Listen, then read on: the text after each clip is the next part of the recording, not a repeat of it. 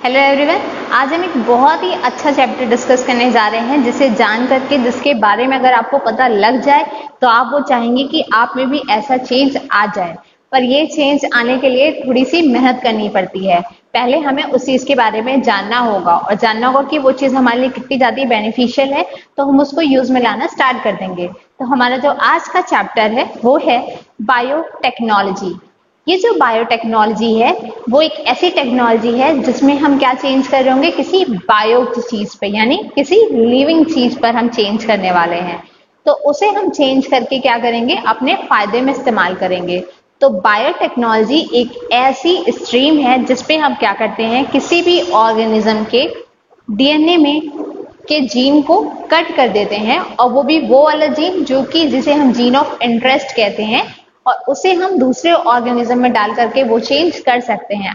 ये चीजें scientific language में हो गई, आपको समझ में नहीं आई होगी। एक अच्छे से आपको साधारण लैंग्वेज में समझाते हैं कि क्या है कि अगर किसी इंसान का मान लीजिए कि कर्ली हेयर्स है और आपको पसंद है कर्ली हेयर्स पर आपके स्ट्रेट हेयर्स हैं, तो आप क्या करेंगे कि जाकर के वो परमानेंट करा लेंगे। पर वो परमानेंट ज्यादा समय के लिए तो होता नहीं है, 1 साल के लिए होता है। तो फिर आप क्या करेंगे कि पर्टिकुलर पूरी तरीके से अपने पूरे लाइफ के लिए आप चाहें कि आपके हेयर्स कर्ली ही हो, तो उसके लिए आपको क्या करना होगा कि जाना होगा जहाँ पे डीएनए लेवल पर आपको क्या करना पड़ेगा, जिस भी इंसान का कर्ली हेयर है तो उसके सेल, उसकी बॉडी में सेल पाया जाएगा। सेल में क्या पाया जाएगा, न्यूक्लियस पाया जाएगा।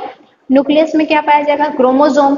उसी क्रोमोसोम के अंदर होता है डीएनए, और डीएनए किस चीज से मिलकर के बना है, जीन से।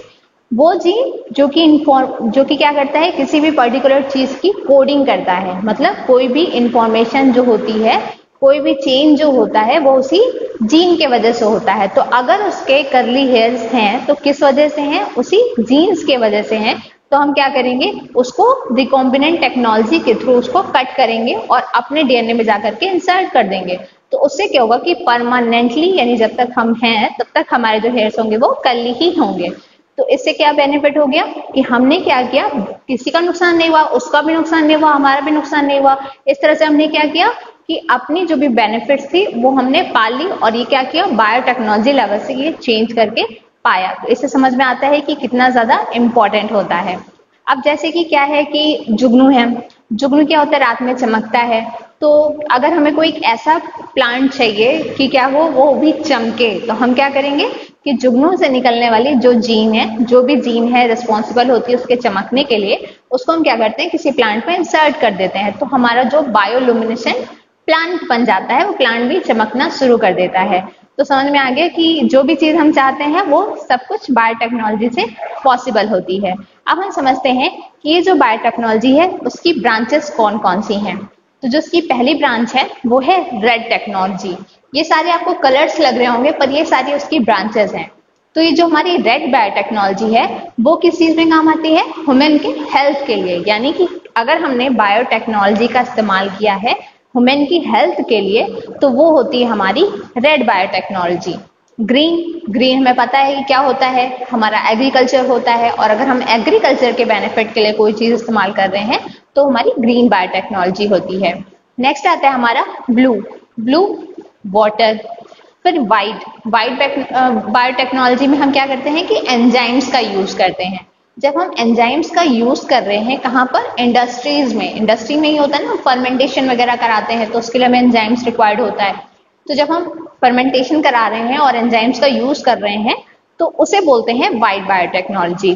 फिर आता है हमारा येलो बायोटेक्नोलॉजी। जब भी हम किसी वैल्यूबल पर्पस के लिए किसी इंसेक्ट का यूज करते हैं तो वो होती है हमारी येलो बायोटेक्नोलॉजी। तो ये सारी हो गई इसकी ब्रांचेस। अब हम समझते हैं कि रेलेवेंस क्या है। बायोटेक्नोलॉजी की इंपॉर्टेंस के बारे में थोड़ा थोड़ा तो हमें पता चल गया, पर अब एक एक पर्टिकुलर फील्ड के बारे में हम जानते हैं कि इस पर्टिकुलर फील्ड में क्या रोल है, इसमें क्या रोल है, उसके बारे में हम समझते हैं। तो जो हमारा सबसे पहला है वो है एग्रीकल्चर।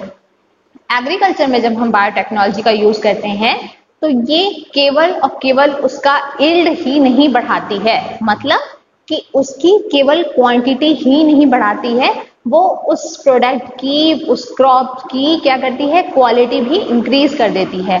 और क्वालिटी ही इंक्रीज नहीं करती है, साथ में अगर उसकी जो राइपनिंग की प्रोसेस है, मतलब अगर हमने कोई फ्रूट लिया या कोई भी एप्पल लिया तो क्या होता है, एक समय के बाद वो सड़ने लगता है। मान लीजिए 2 दिन में सड़ गया, 3 दिन में सड़ गया, पर अगर हमने बायोटेक्नोलॉजी मेथड से उसको बनाया है तो उसकी जो रैपनिंग की प्रोसेस है वो स्लो हो जाएगी और हम लॉन्ग ड्यूरेशन तक उसका यूज कर सकते हैं।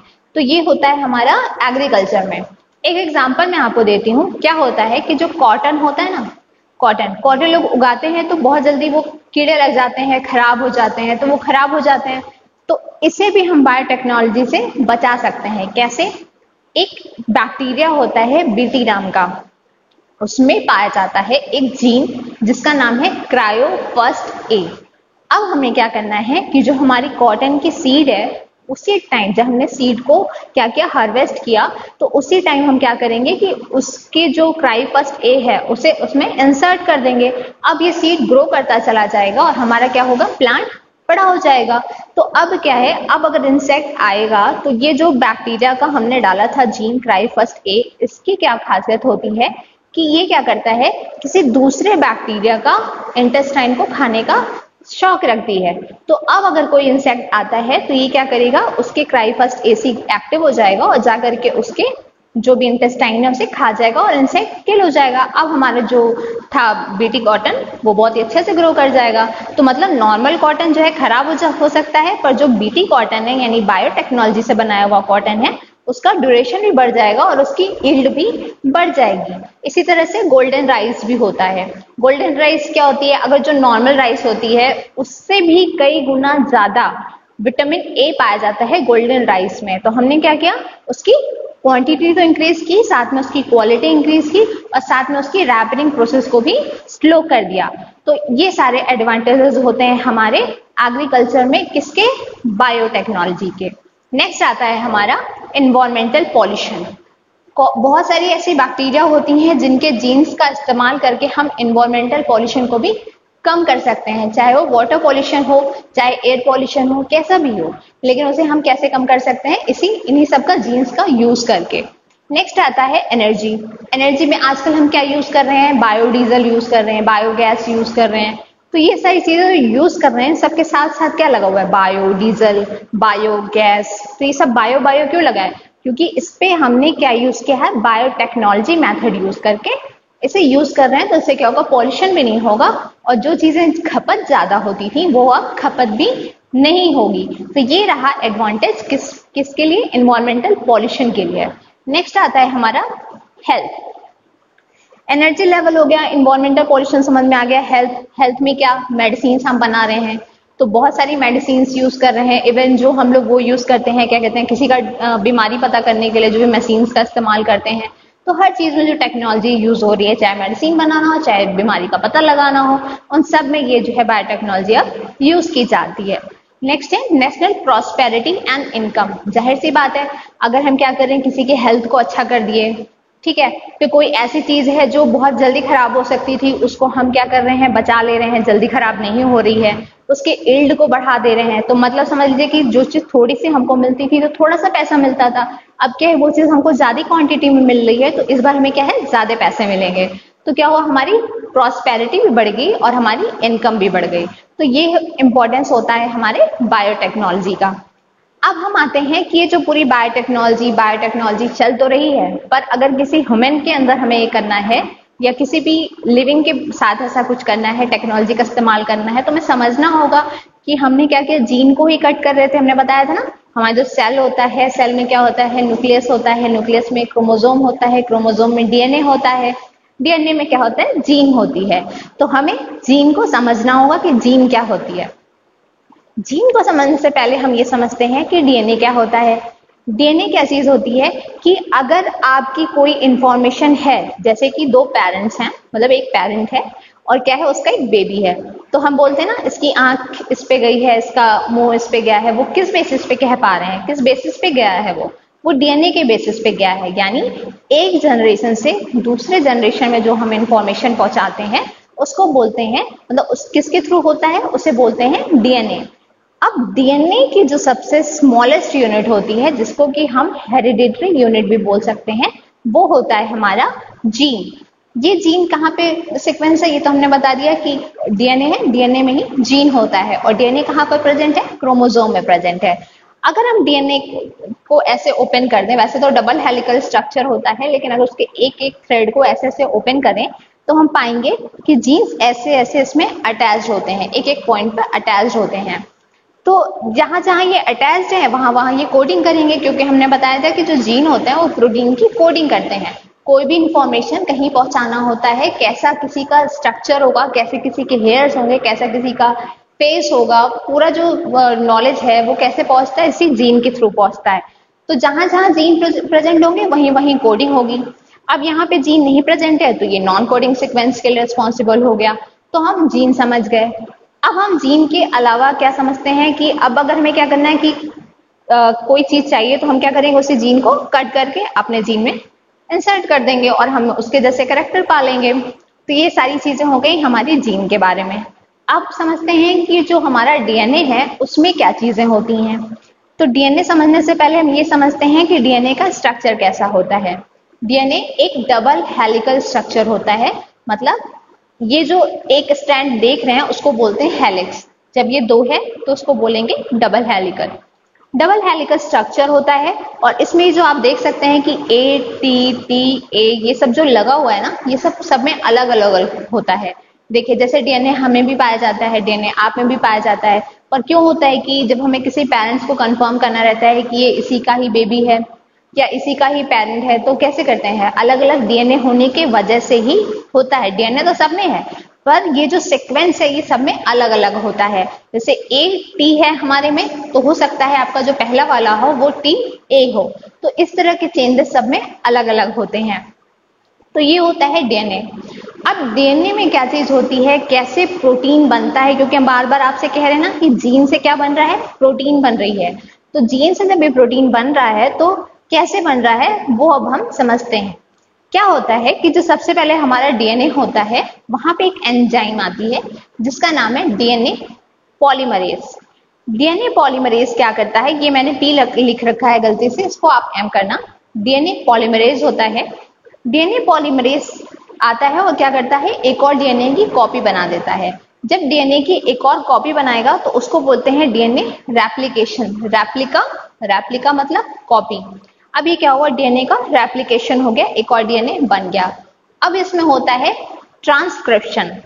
ट्रांसक्रिप्शन क्या होता है, डीएनए से एमआरएनए बनने की जो प्रोसेस होती है वो होता है हमारा ट्रांसक्रिप्शन। अब एमआरएनए बन गया, एमआरएनए में क्या पाया जाता है, राइबोसोम्स। राइबोसोम से प्रोटीन बनती है। अब ये एमआरएनए से में ट्रांसलेशन होगा और ट्रांसलेशन प्रोसेस से बन जाएगा हमारा प्रोटीन। तो टोटल 3 प्रोसेस हुई, एक तो रेप्लिकेशन हुआ, डीएनए पॉलीमरेज एंजाइम के थ्रू एक और डीएनए बन गया। दूसरा होता है ट्रांसक्रिप्शन। ट्रांसक्रिप्शन में क्या हुआ कि जो हमारा एक बार डीएनए बना था, डीएनए से आरएनए बन गया। फिर ट्रांसलेशन में क्या हुआ, आरएनए से प्रोटीन बन गई। अब यही प्रोटीन कोडिंग किसके थ्रू होती है, वो जीन के थ्रू होती है। जीन क्या करता है, हेरिडिटरी यूनिट होती है, वो एक जगह से इंफॉर्मेशन दूसरी जगह पे पहुंचाती है। अब क्या है कि ये जो हमने बताया कि सब में स्ट्रैंड्स अलग अलग होते हैं, हम में अलग हैं, आप में अलग हैं। अगर किसी भी एक स्ट्रैंड में कोई भी प्रॉब्लम होती है तो उसे हम कट करके उसके अंदर जो भी अच्छी चीज होती है किसी और से लेकर के इंट्रोड्यूस करा देते हैं। तो ये जो हम इंट्रोड्यूस करा रहे हैं वो जिस टेक्नोलॉजी के थ्रू हो रही है उसको बोलते हैं recombinant DNA technology. Recombinant DNA technology हमें समझना है तो उससे पहले हम समझते हैं पूरी जेनेटिक इंजीनियरिंग को, क्योंकि जो जेनेटिक इंजीनियरिंग होती है उसी में आता है हमारा रिकॉम्बिनेंट डीएनए टेक्नोलॉजी। आइए उसे समझते हैं। ये जो हमारी जेनेटिक इंजीनियरिंग है उसमें हम क्या कर रहे हैं, जेनेटिक इंजीनियरिंग कर रहे हैं, मतलब जीन्स के साथ कुछ इंजीनियरिंग वाला काम कर रहे हैं। क्या कर रहे हैं हम उसमें, या तो उसकी प्रॉपर्टी को मॉडिफाई कर रहे हैं, मतलब पहले जो भी रही होगी उससे और भी ज्यादा हम अच्छा कर दे रहे हैं, या तो मैनिपुलेट कर दे रहे हैं, मतलब पूरी तरह से चेंज कर दे रहे हैं। तो जब हम ऐसा कुछ करते हैं और क्या टेक्निक यूज करके, रिकॉम्बिनेंट डीएनए टेक्नोलॉजी का यूज करके, तो उसी को बोलते हैं जेनेटिक इंजीनियरिंग। तो ये जो जेनेटिक इंजीनियरिंग है उसे हम कैसे कैसे कर सकते हैं, 2 तरीके से। या तो हम क्या करेंगे, जीन को डायरेक्टली ट्रांसफर कर देंगे, और या तो हम किसी वेक्टर का इस्तेमाल करेंगे। वेक्टर आपका बैक्टीरिया भी हो सकता है, वायरस भी हो सकता है, उसका भी यूज करके हम क्या कर सकते हैं कि उसकी जो भी क्वालिटीज है, उसके जो भी जीन्स हैं वो हम ट्रांसफर कर सकते हैं। पर बेनिफिशियल क्या होगा कि आप एक वेक्टर का यूज करिए, क्योंकि जब आप डायरेक्ट यूज करते हैं तो क्या होता है कि उस चीज का, उस जीन से कोई एक ही फायदा उठा सकता है। पर जब आप किसी वेक्टर का यूज करते हैं तो आप किसका यूज करेंगे, फर्मेंटेशन टैंक का यूज करते हैं। जिससे क्या होता है कि एक होता है, एक वायरस है तो उससे कई ज्यादा वायरस बन जाएंगे और वो कई सारी बेनिफिट जो होते हैं वो कई सारे लोगों में ट्रांसफर किए जा सकते हैं। आपको ऐसे नहीं समझ में आएगा, आपको ये चीज फिगर से समझनी होगी। क्या होता है कि इंसुलिन का प्रोडक्शन अगर हमें कराना है, पहले तो क्यों कराना है, इंसुलिन कहाँ से प्रोड्यूस होता है, हमारे पैनक्रियाज से प्रोड्यूस होता है। इसका क्या काम होता है कि जो भी हमारी बॉडी में शुगर का लेवल है उसको मेंटेन करता है इंसुलिन। नॉर्मल अगर हमारा इंसुलिन प्रोड्यूस हो रहा है तब तो ठीक है, जितना भी आप शुगर खाए जा रहे हैं वो सारा मेंटेन होगा, ब्लड शुगर लेवल को मेंटेन करता रहेगा। पर भाई कब तक, इंसुलिन एक समय के बाद क्या होता है कि वो रिलीज होना कम कर देता है। जब इंसुलिन रिलीज होना खत्म हो जाता है तो हमें क्या करना पड़ता है, इस इंसुलिन को बाहर से लेना पड़ता है और इंसान डायबिटिक हो जाता है। तो अगर अब तक क्या था कि इससे पहले लोग क्या करते थे, काउ से ले लेते थे, पिग को काट करके उसके इंसुलिन को ले लेते थे, लेकिन ये कोई अच्छी चीज तो है नहीं, डायरेक्टली आप ट्रांसफर कर रहे हैं। तो इससे अच्छा है कि आप जो हो रिकॉम्बिनेंट डीएनए टेक्नोलॉजी का यूज करो और बैक्टीरिया और वायरस का यूज करो, जिससे क्या होगा कि चीजें ज्यादा बनेंगी और ज्यादा लोग उसका बेनिफिट उठाएंगे। इसको हम समझते हैं क्या है ये, जैसे कि ह्यूमन इंसुलिन का हमें प्रोडक्शन करना है। ये पैनक्रियाज सेल है, मतलब पैनक्रियाज की एक सेल की बात कर रहे हैं, क्योंकि सेल तो हमारे पूरे बॉडी में पाई जाती है, पर ये कौन सी सेल है, पैनक्रियाज की सेल है। अब सेल है तो सेल में क्या पाया जाएगा, डीएनए पाया जाएगा। डीएनए है, अब हमें क्या करना है, इंसुलिन प्रोड्यूसिंग जीन उससे निकालनी है। मतलब क्या कर रहा है यहाँ पे, इंसान डोनेट कर रहा है। हम आइज डोनेट तभी करते हैं ना जब हमारे पास आइज होती है, तो यहाँ पे इंसान डोनेट कर रहा है अपने ऐसे जीन को जो कि इंसुलिन का प्रोडक्शन करता है। अब उसने दे दिया, हमने उसे लैब में रख लिया। नेक्स्ट स्टेप पे आते हैं, ये हमने ले लिया बैक्टीरिया। बैक्टीरिया है तो बैक्टीरिया में क्या होगा, बैक्टीरियल डीएनए होगा और प्लाज्मिड होगा। प्लाज्मिड क्या होता है, सर्कुलर डीएनए होता है। डीएनए ही है पर क्या है, सर्कुलर में है और छोटा पार्ट होता है। तो ये जो प्लाज्मिड डीएनए है, हम क्या करेंगे, रेस्ट्रिक्शन एंडोन्यूक्लियस एक एंजाइम होती है जो क्या करती है, किसी भी चीज को कट करने का काम करती है। तो रेस्ट्रिक्शन एंडोन्यूक्लियस एंजाइम क्या करेगी, उसको कट कर देगी। कट करेगी तो कुछ इस तरह का स्ट्रक्चर हमारा प्लाज्मिड का बन जाएगा। प्लाज्मिड का ऐसा स्ट्रक्चर बन गया, क्यों बना, क्योंकि हमने यहाँ से जो ली है इंसुलिन प्रोड्यूसिंग जीन, उसे हम क्या करेंगे, उसके साथ जाकर के अटैच कर देंगे। तो ये हम देख सकते हैं ये हमारा प्लाज्मिड डीएनए है, ये गया इस जो इंसुलिन प्रोड्यूसिंग जीन है उसके साथ जाकर के अटैच हो गया। जब ये अटैच हो गया तो पहले तो केवल प्लाज्मिड था, लेकिन जब ये अटैच हुआ किसी दूसरे जीन के साथ तो इसे हम बोलने लगे रिकॉम्बिनेंट डीएनए। अब ये हमारा रिकॉम्बिनेंट डीएनए बन गया, तो अब हम क्या करेंगे, इसको एक बैक्टीरिया में इंसर्ट करेंगे, क्योंकि हमें एक से कई सारे बनाने हैं। तो अब हम क्या करेंगे, इसको बैक्टीरिया में इंसर्ट कर दिए, तो ये बन गया हमारा रिकॉम्बिनेंट बैक्टीरियम। पहले केवल नॉर्मल बैक्टीरियम था, जब हमने जीन के साथ इंट्रोड्यूस करा दिया तो वो हमारा हो गया रिकॉम्बिनेंट बैक्टीरियम। अब इसे हम क्या करेंगे, फर्मेंटेशन टैंक में डालेंगे। फर्मेंटेशन टैंक में क्या होगा, एक से कई सारे बन जाएंगे। तो जब एक से कई सारे बन जाएंगे तो कई सारे बैक्टीरियम बन जाएंगे और सब अपना अपना इंसुलिन का प्रोडक्शन शुरू कर देंगे, क्योंकि सब में हमने इंसुलिन प्रोड्यूसिंग जीन इंसर्ट कर रखी है। तो एक से कई सारा बैक्टीरिया बन गए, कई सारे फिर इंसुलिन बन गए। अब ये इंसुलिन हम बाहर निकालेंगे, उसका हम एक्सट्रैक्शन और प्यूरिफिकेशन करेंगे। प्यूरिफाई होने के बाद इस ह्यूमन इंसुलिन को हम मार्केट में बेचना स्टार्ट कर देंगे। तो इससे क्या हुआ, एक इंसान ने डोनेट किया और कई सारे उसका फायदा उठा रहे थे। तो ये होता है हमारा रिकॉम्बिनेंट टेक्नोलॉजी, जब हम यूज करते हैं बायोटेक्नोलॉजी के क्षेत्र में तो उसको बोलते हैं जेनेटिक इंजीनियरिंग। वैसे तो बायोटेक्नोलॉजी के बहुत सारे बेनिफिट होते हैं, बहुत सारे क्रॉप्स भी बनाए जाते हैं, उन क्रॉप्स के बारे में भी हम वन बाय वन डिस्कस करेंगे। ये हमारा genetic modified crops. Genetic modified crops क्या चीज होती है कि हम क्या कर रहे हैं कि उसमें मॉडिफाई कर रहे हैं, चेंज कर रहे हैं। और कैसे चेंज कर रहे हैं, उसके जेनेटिक लेवल पे चेंज कर रहे हैं। तो जैसे कि हम कुछ एग्जांपल ले रहे हैं, वैसे तो बहुत सारी चीजों पे रिसर्च होने लगे हैं, जो बहुत सारी चीजें ऐसे बनने स्टार्ट हो गई हैं, लेकिन हम कुछ एक एग्जांपल लेते हैं जिससे कि हमें समझ में आ जाए कि आखिर इसमें हो क्या चीज रही है। पहला होता है हमारा टोमेटो। हम क्या करते हैं, मार्केट से टोमेटो लेकर के आते हैं और कुछ ही दिनों में वो खराब होने लगता है, 1 ही 2 दिन में वो खराब होने लगता है जहां भी वो राइपनिंग हो गई। तो हम क्या करते हैं, बीटी टेक्नोलॉजी का इस्तेमाल करते हैं और एक पीजी एंजाइम होता है उसका जीन निकालते हैं और निकाल करके हम क्या करते हैं, टमाटो की सीड में डाल देते हैं।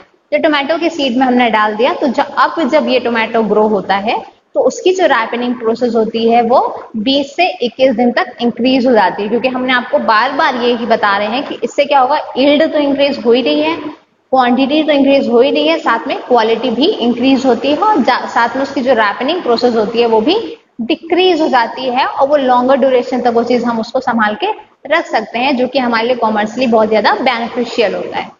अब आता है राइस।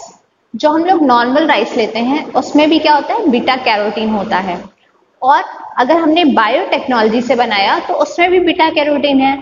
फर्क क्या हो गया कि उसमें जो बीटा कैरोटीन होता है तो उससे जो विटामिन ए हमें मिलता है वो विटामिन ए और हमारे विटामिन ए में 3 टाइम्स का डिफरेंस होता है, यानी इससे 3 गुना ज्यादा विटामिन ए होता है किसमें, जो हम बायोटेक्नोलॉजी से राइस उगा रहे हैं।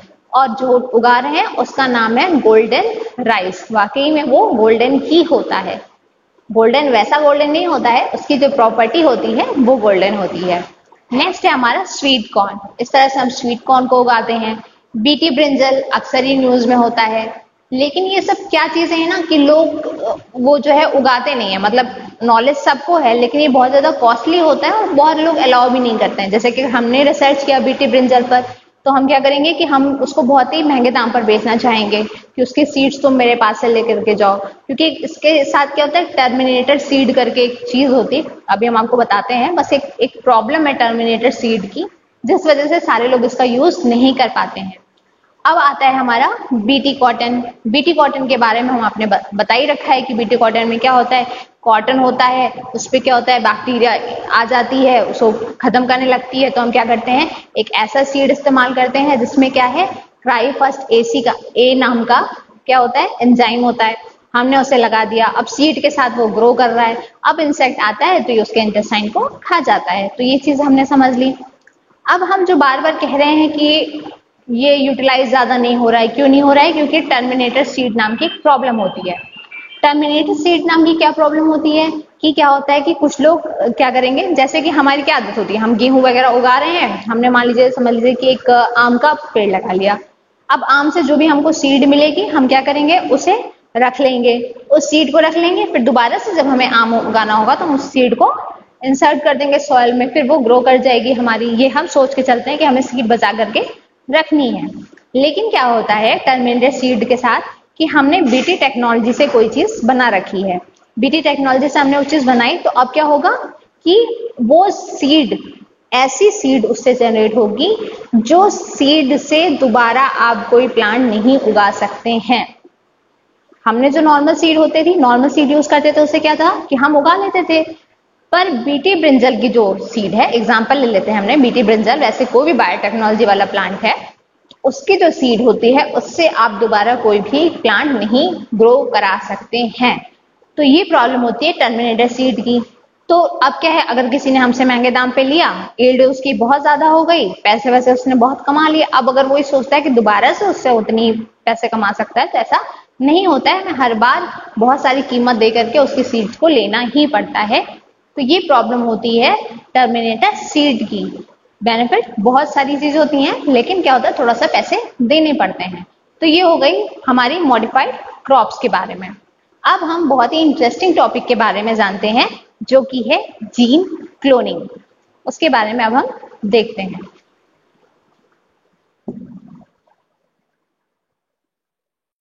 अब आता है हमारा क्लोनिंग। क्लोनिंग क्या होता है कि किसी का क्लोन, जैसे आप दिखते हैं एग्जैक्ट, अगर ऐसा कोई दिखता है तो वही होती है क्लोनिंग। इस तरह से एक डॉली शिप बनाई गई थी जो एक किसी शिप की एग्जैक्ट कॉपी थी। तो इस तरह का जब हम कोई चेंज करते हैं, जैसे आप दिखते हैं वैसा ही कोई और बनाते हैं, तो वो होती है हमारी क्लोनिंग। ये क्लोनिंग 3 तरह की हो सकती है। कौन कौन सी? Complete, organ, gene. Complete cloning को हम रिप्रोडक्टिव क्लोनिंग भी कहते हैं, क्योंकि इसमें जो क्लोन बनेगा वो कैसे बनेगा, रिप्रोडक्टिव क्लोनिंग बनेगी, मतलब आप जैसे दिखते हैं वैसा ही आपका बेबी भी दिखे, तो वो हो गई हमारी रिप्रोडक्टिव क्लोनिंग। नेक्स्ट आता है हमारा ऑर्गन, जिसको कि हम थेराप्यूटिक क्लोनिंग भी कहते हैं। थेराप्यूटिक का मतलब क्या होता है, ट्रीटमेंट। ट्रीटमेंट में हम क्या कर रहे हैं, क्लोनिंग कर रहे हैं। इसमें हम किसकी क्लोनिंग करेंगे, किसी भी ऑर्गन की। मान लीजिए आपकी एक किडनी खराब हो जाती है और आपको अपनी दूसरी किडनी जैसी ही अपनी दूसरी किडनी भी करनी है, तो क्या करना होगा, ये क्लोनिंग हम कर सकते हैं। ये कैसे करते हैं ये भी हम आपको समझाएंगे, पर अभी हम बस इतना जान लेते हैं कि थेराप्यूटिक क्लोनिंग में क्या होता है कि ऑर्गन की क्लोनिंग की जाती है। नेक्स्ट आता है हमारा जीन क्लोनिंग। जीन क्लोनिंग मतलब किसी एक पर्टिकुलर चीज की क्लोनिंग कर रहे हैं। जैसे हमने बताया था कि अगर किसी की हेयर्स कर्ली हैं, वैसे अगर हमें भी हेयर्स चाहिए तो हम क्या करेंगे, उसकी जीन को कॉपी कर लेंगे अपने में, तो मेरे भी हेयर कर्ली हो जाएंगे परमानेंटली।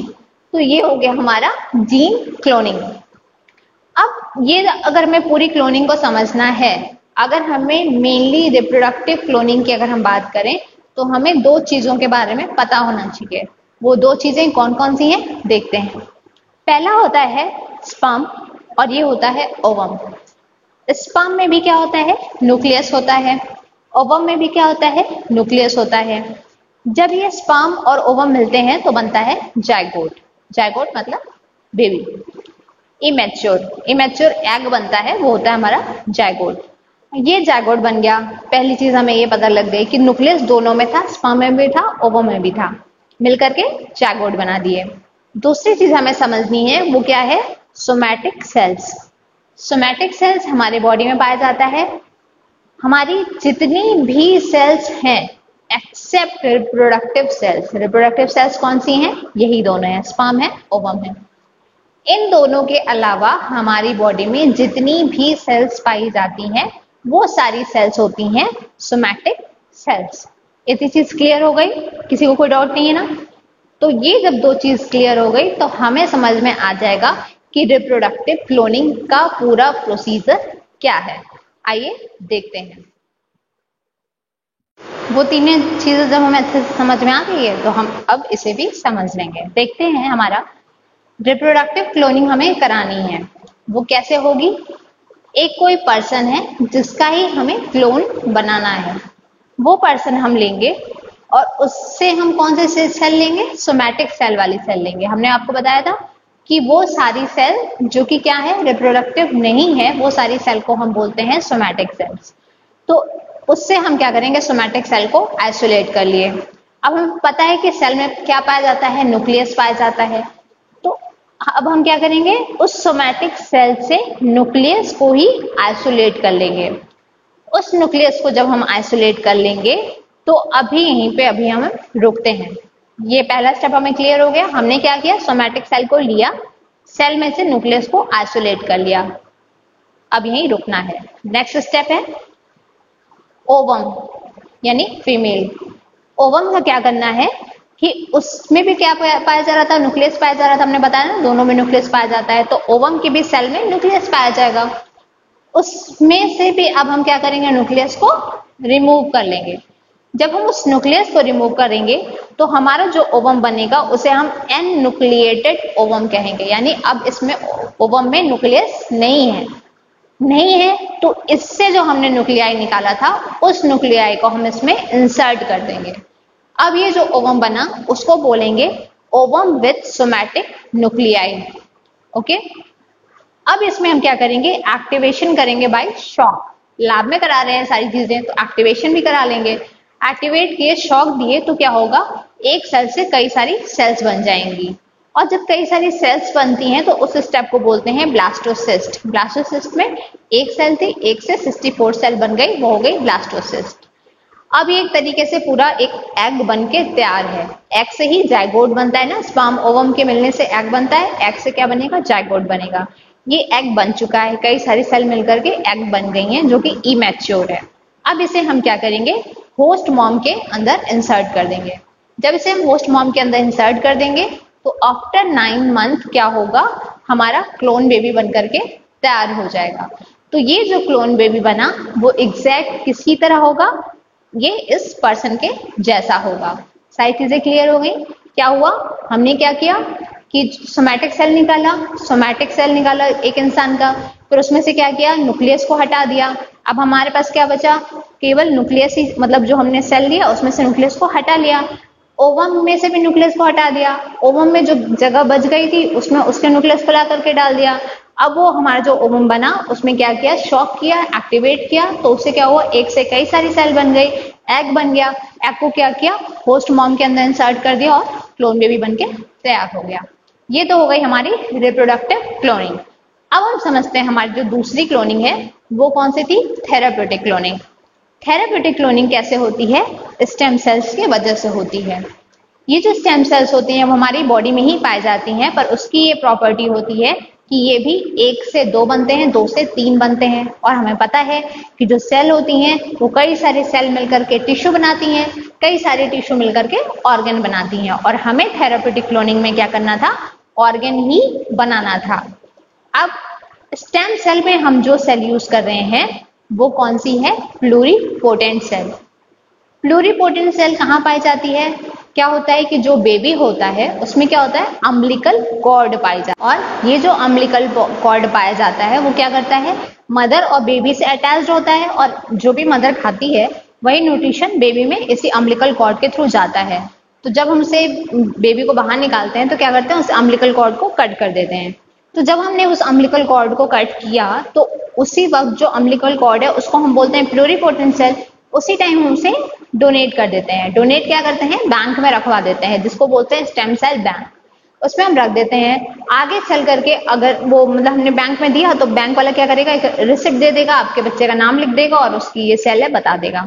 अब अगर आगे चल करके आपके बेबी को कोई भी प्रॉब्लम होती है तो क्या होगा, आप वही ले जाकर के स्लिप दिखा देंगे और आपको वो चीज जो भी स्टेम सेल्स उसकी होगी वो उसे मिल जाएगी। और हमें पता है स्टेम सेल से ऑर्गन बन जाता है, कई सारे टिश्यू बनते हैं, टिश्यू से ऑर्गन बन जाता है, तो उसे हम उसकी क्लोनिंग करवा सकते हैं। तो ये हो गई हमारी थेराप्यूटिक क्लोनिंग। जीन क्लोनिंग के बारे में हमें पता ही है कि रिस्ट्रिक्शन एंडोन्यूक्लियस एंजाइम का यूज करते हैं, उसे कट करते हैं और अपनी बॉडी में इंसर्ट कर लेते हैं। तो ये सारी चीजें थी क्लोनिंग के बारे में। तो आज बायोटेक्नोलॉजी के टॉपिक में बस इतना ही, आगे भी बायोटेक्नोलॉजी ही पढ़ाएंगे नेक्स्ट क्लास में, पर कुछ नए टॉपिक के साथ। मिलते हैं नेक्स्ट दिन, बाय बाय, तब तक के लिए टेक केयर।